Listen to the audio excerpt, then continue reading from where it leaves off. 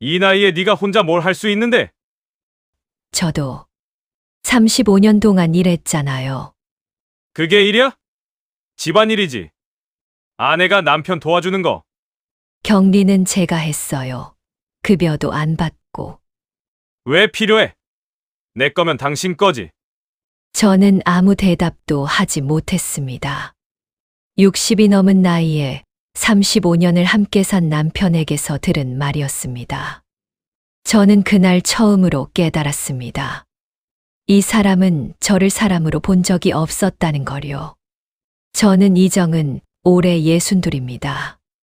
결혼 전에는 은행 창구에서 일했습니다. 27에 결혼했고 남편은 인쇄소를 운영했습니다. 결혼하고 1년쯤 지났을 때 남편이 말했습니다. 당신이 격리 좀 봐줘. 밖에 사람 쓰려면 돈 들어. 저는 그렇게 시작했습니다. 급여 명세서도 세금 신고서도 거래처 장부도 제가 정리했습니다. 새벽같이 일어나 남편 도시락을 싸고 인쇄소로 가서 장부를 정리했습니다. 인쇄소는 커졌고 남편은 직원을 10명 넘게 두었지만 격리는 여전히 제 몫이었습니다. 급여는 없었습니다. 우리 돈이 따로 있어? 다 우리 거지. 통장은 모두 남편 명의였습니다. 집도 건물도요. 저는 35년 동안 제 이름으로 된 재산을 만들지 못했습니다.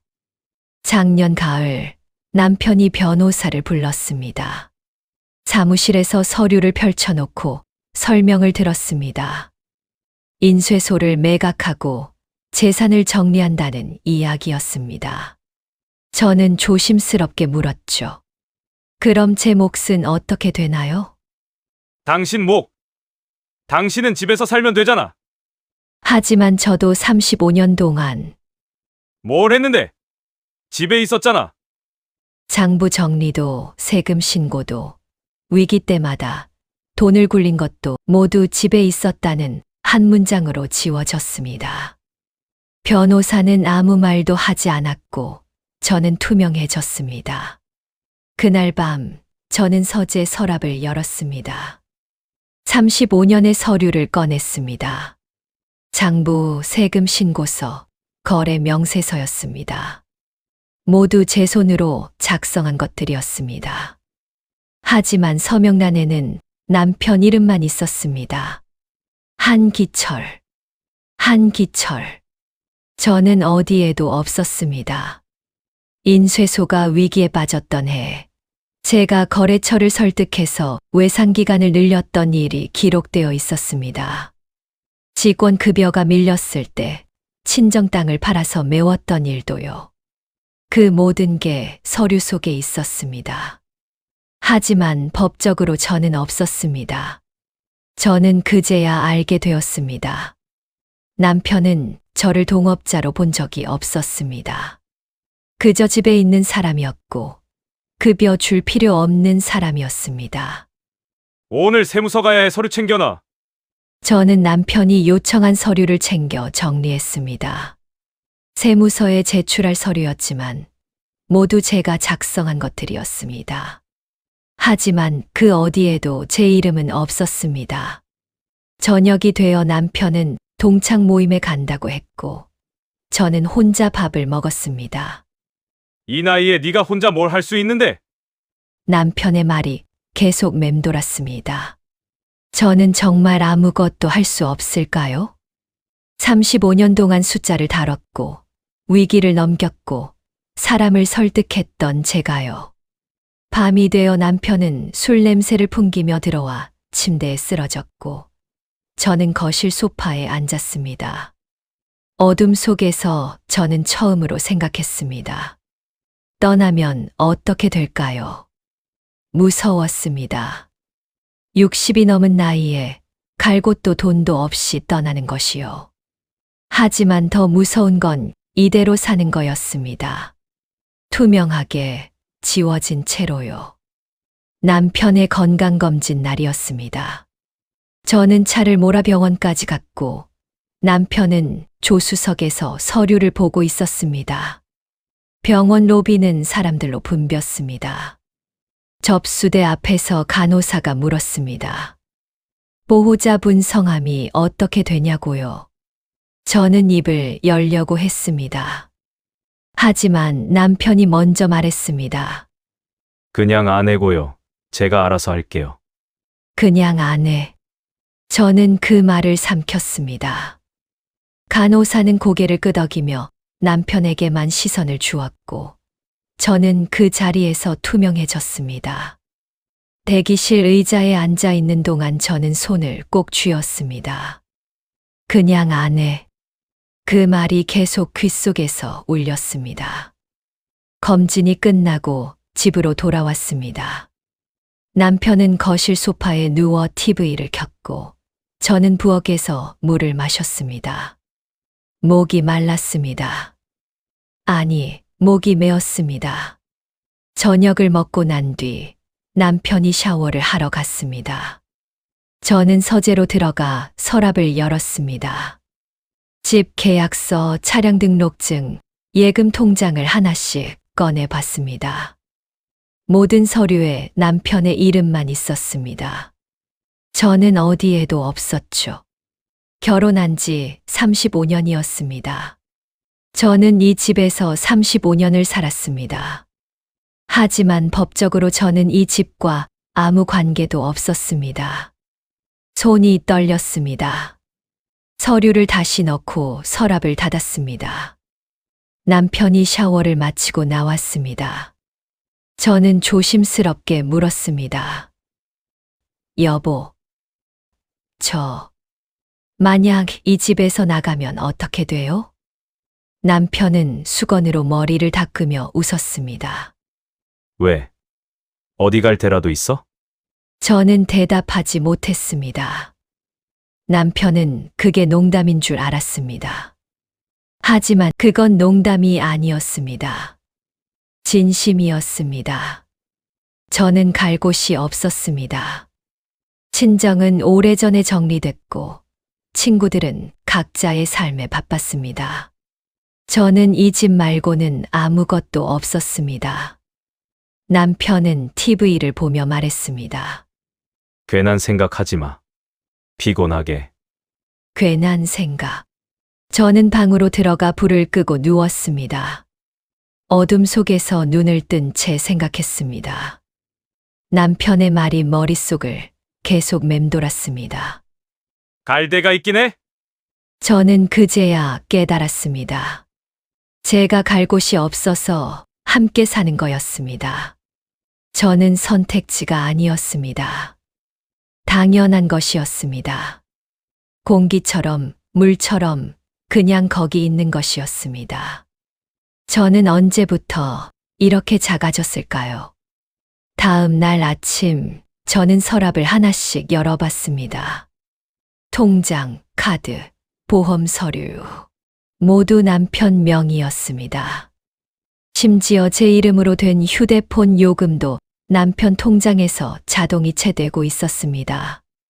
저는 제 지갑을 열어봤습니다. 현금이 3만 원 있었습니다. 남편에게 생활비로 받은 돈이었습니다. 만약 제가 정말 이 집을 나간다면 어떻게 될까요? 3만 원으로 며칠이나 버틸 수 있을까요? 어디서 잘 수 있을까요? 무엇을 먹을 수 있을까요? 무서웠습니다. 60이 넘은 나이에 혼자 살아본 적 없는 사람이 돈도 없이 세상으로 나간다는 게요. 이 사람은 제가 떠날 수 없다는 걸 알고 있었습니다. 그렇지만 저는 한 가지는 알았습니다. 이대로는 안 된다는 것이요. 변하지 않으면 저는 평생 투명한 사람으로 살다가 사라질 거라는 것이요. 그래서 저는 결심했습니다. 제 이름으로 된 무언가를 만들어야겠다고요. 통장이든 일이든 무엇이든요. 저도 이 세상에 존재하는 사람이라는 증거를 남겨야겠다고요. 저는 아침 일찍 일어났습니다. 남편은 아직 자고 있었죠. 저는 조용히 가방을 꺼내 옷 몇 벌과 세면 도구를 넣었습니다. 많이 챙기지 않았습니다. 어차피 제 것이라고 할 만한 게 별로 없었습니다. 어디가? 잠깐 나갔다 올게요. 가방은 왜 들고? 짐이 좀 있어서요. 어디 간다고? 저 며칠 좀 나가 있을게요. 뭐? 무슨 소리야? 생각 좀 하고 싶어요. 남편이 웃었습니다. 생각. 무슨 생각? 어디? 갈 데라도 있어? 저는 대답하지 못했습니다. 남편은 리모컨을 내려놓으며 말했습니다. 그만 장난치고 들어와 아침이나 차려. 저는 아무 말도 하지 않았습니다. 남편이 뒤에서 말했습니다. 후회할 거야. 금방 돌아올 거면서. 그게 마지막이었습니다. 저는 친구에게 전화를 걸어 며칠만 재워줄 수 있냐고 물었습니다. 친구는 묻지 않고 주소를 보내줬습니다. 친구 집은 작은 원룸이었습니다. 소파가 제 자리였죠. 친구가 물을 건네며 천천히 얘기해보라고 했습니다. 남편의 말, 변호사 사무실 일, 서류들, 건강검진 날에 이르려. 친구는 잘했다고, 나온 거 잘했다고 말했습니다. 저는 울었습니다. 수치심이 밀려왔죠. 35년을 함께 산 집을 나왔다는 게 부끄러웠습니다. 하지만 동시에 평안함도 찾아왔습니다. 남편의 눈치를 보지 않아도 되는 것, 제가 그냥 아내로 불리지 않아도 되는 것이 이렇게 편할 줄 몰랐습니다. 며칠이 지났습니다. 남편에게서 전화가 왔지만 받지 않았습니다. 문자가 왔습니다. 장난 그만 치고 들어오라고. 집안일은 누가 하냐고요. 일주일이 지나자 친구가 물었습니다. 뭐 할 생각은 있냐고요. 저는 일을 찾아볼까 한다고 말했습니다. 친구는 동네 마트에서 사람을 구한다며 가보라고 했습니다. 다음 날 마트에 갔습니다. 사장님은 일 해본 적 있냐고 물었습니다. 저는 없다고, 하지만 배우고 싶다고 말했습니다. 사장님이 나이를 물었습니다. 62이라고 답하자 고개를 저었습니다. 그 나이에 서서 일하기 힘들다고, 경력도 없고 컴퓨터도 잘 모르지 않냐고 했습니다. 사장님은 미안한 듯 거절했습니다. 저는 마트를 나와 벤치에 앉았습니다. 지갑을 열어보니 3만 원이 그대로 있었습니다. 며칠 더 버틸 수 있을까요? 남편의 목소리가 들렸습니다. 이 나이에 내가 혼자 뭘 할 수 있는데? 저는 고개를 숙였습니다. 남편 말이 맞는 것 같았습니다. 남편에게 전화를 걸어 미안하다고 말하고 다시 돌아가야 할까요? 그때 옆에 누군가 앉았습니다. 나이 든 여자분이었죠. 그분이 힘드냐고, 괜찮냐고 물었습니다. 저는 모르는 사람이었지만 그 말에 눈물이 났습니다. 저는 한참을 앉아 핸드폰을 내려다봤습니다. 남편의 번호가 화면에 떠 있었습니다. 통화 버튼을 누르면 끝이었습니다. 다시 돌아가면 되었죠. 남편은 받아줄 거였습니다. 저 없이는 집안일을 할 사람이 없으니까요. 하지만 저는 천천히 핸드폰을 닫고 자리에서 일어났습니다. 다른 마트로 가봐야겠다고 생각했죠.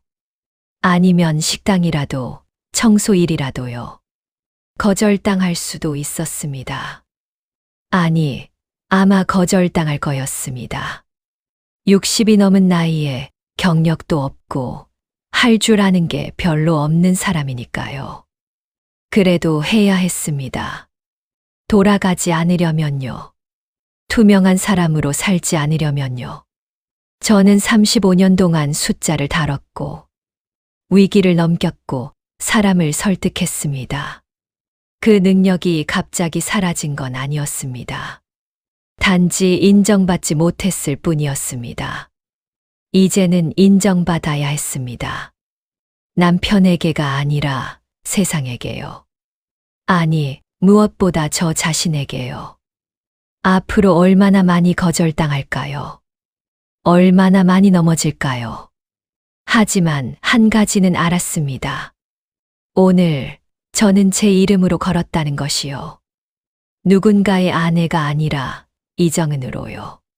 저는 계속 걸었습니다. 제 이름으로 시작할 무언가를 찾으러요. 그게 무엇이든 어디에 있든요. 저는 결국 작은 편의점에서 일자리를 구했습니다.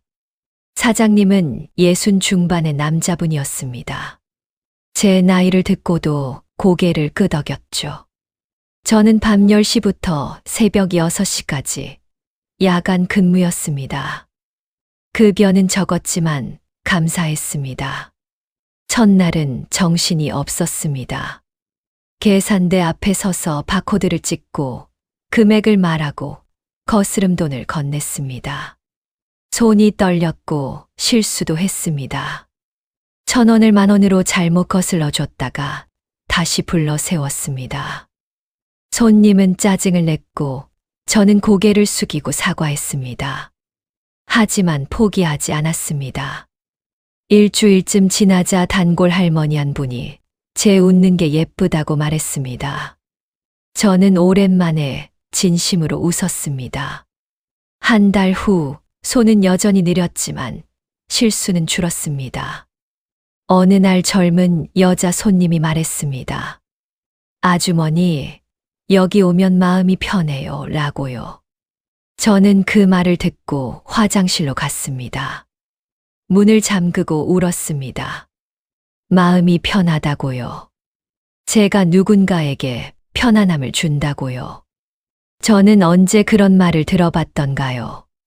집에서는 늘 긴장했었습니다. 남편의 기분을 살피고 시댁 사람들의 눈치를 보고 제 목소리를 낮추고 제 감정을 숨겼습니다. 하지만 여기서는 달랐습니다. 저는 그냥 저였습니다. 편의점 야간 계산원 정은이었습니다. 느리지만 정확한, 미소가 예쁜, 마음이 편한 사람이었습니다. 월급날이 왔습니다. 사장님이 봉투를 건네며 수고했다고, 처음인데도 잘한다고 말했습니다. 저는 봉투를 받아들었습니다. 열어보지 않고 가방에 넣었습니다. 제가 번 돈이었습니다. 저는 다음 날 은행에 가 통장을 만들었습니다. 제 이름으로요. 통장에 찍힌 제 이름을 보며 저는 웃었습니다. 35년 만에 처음으로 제 이름이 적힌 금융 서류를 손에 쥐었습니다. 그 숫자 하나하나가 제 시간이었습니다. 제가 서서 일한 시간들이, 손님을 대한 미소들이, 실수를 만회한 순간들이 모여 만들어진 숫자였습니다. 그날 밤 남편에게서 전화가 왔습니다. 도대체 언제까지 이럴 거야? 모르겠어요. 언제까지일지 저도 모르겠어요. 근데 당분간은 안 들어갈 것 같아요. 집안이 엉망이야, 빨리 와. 저는 잠시 침묵했다가 말했습니다. 그럼 그동안 제가 했던 일이 있었다는 얘기네요. 35년 동안 제가 한 일이 있었다는 거잖아요. 집이 엉망이 될 정도로요. 남편은 말이 없었습니다. 저 지금 일해요. 편의점에서요. 제 이름으로 돈 벌고 있어요. 편의점. 그 나이에? 언제까지 그렇게 살 건데? 모르겠어요. 근데 지금은 처음으로 제가 사람 같거든요. 저는 전화를 끊었습니다. 손이 떨렸지만 후회는 없었습니다. 다음 날 출근길 사장님이 편의점 앞에서 담배를 피우고 계셨습니다. 저를 보시더니 손님들이 제 칭찬을 많이 한다고 말했습니다. 친절하고 꼼꼼하다고, 나이 드신 분이 이렇게 성실하게 일하시는 거 처음 본다고요. 저는 고개를 숙였습니다. 창피해서가 아니라 감사해서였습니다. 사장님이 웃으며 자기가 더 감사하다고 말했습니다. 저는 편의점으로 들어가 유니폼을 입었습니다. 거울을 보니 60이 넘은 여자가 거울 속에 있었습니다. 하지만 저의 눈빛은 예전과 달랐습니다. 저는 계산대 앞에 섰고 첫 손님이 들어왔습니다. 저는 웃으며 인사했고 제 목소리는 떨리지 않았습니다. 저는 이제 알았습니다. 제가 할 수 있다는 거요. 60이 넘어도 경력이 없어도 제 이름으로 살 수 있다는 걸요. 석 달이 지났습니다. 저는 친구 집을 나와 작은 고시원으로 이사했습니다. 방 하나, 책상 하나, 침대 하나였습니다. 제 공간이었습니다. 어느 날 남편에게서 전화가 왔습니다. 미안해. 그동안 너한테 어떻게 했는지 생각해봤어. 집이 이렇게 돌아가질 않으니까. 세금 신고는 어떻게 하는지도 모르겠고, 거래처 전화 오면 뭐라 해야 할지도 모르겠어. 저는 조용히 말했습니다. 그동안 제가 했던 일이 있었다는 얘기네요. 그래, 많이 있었어. 근데 나는 몰랐어. 아니, 알려고 하지 않았어. 남편의 목소리가 떨렸습니다. 전화를 끊고 저는 창밖을 봤습니다. 눈물이 났습니다. 슬퍼서가 아니었습니다. 35년 만에 처음으로 남편에게서 미안하다는 말을 들었기 때문이었습니다. 며칠 후 친구가 고시원으로 찾아왔습니다. 우리는 작은 방에 나란히 앉았습니다. 친구가 남편한테 전화 왔냐며 물었고 저는 사과를 받았다고 답했습니다. 친구가 돌아갈 거냐고 물었죠. 저는 고개를 저으며 말했습니다. 모르겠다고, 아직은 아니라고요. 아직 제가 충분히 서 있지 못한 것 같아서. 돌아간다면 제대로 서서 돌아가고 싶다고요. 친구는 제 손을 잡으며 충분히 강해졌다고 말했습니다.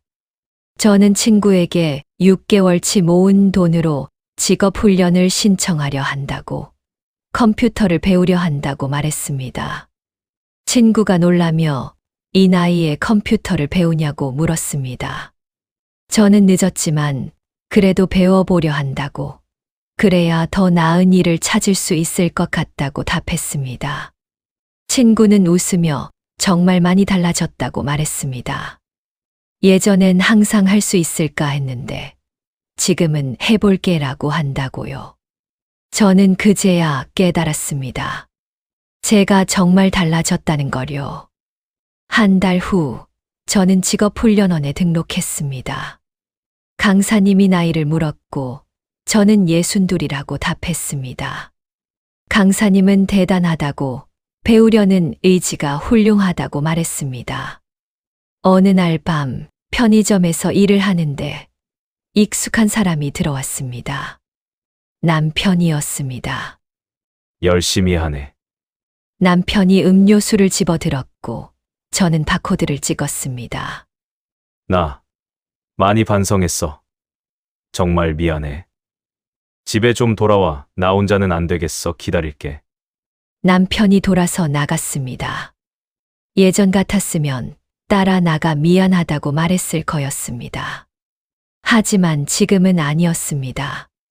퇴근 후 고시원으로 돌아와 창밖을 봤습니다. 불빛들이 반짝였습니다. 저는 이제 그 불빛 중 하나였습니다. 작지만 분명히 빛나는, 존재하는 사람이었습니다.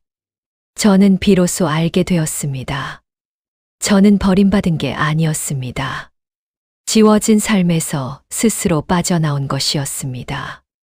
그리고 이제 저는 제 이름으로 살고 있었습니다. 이정은으로요.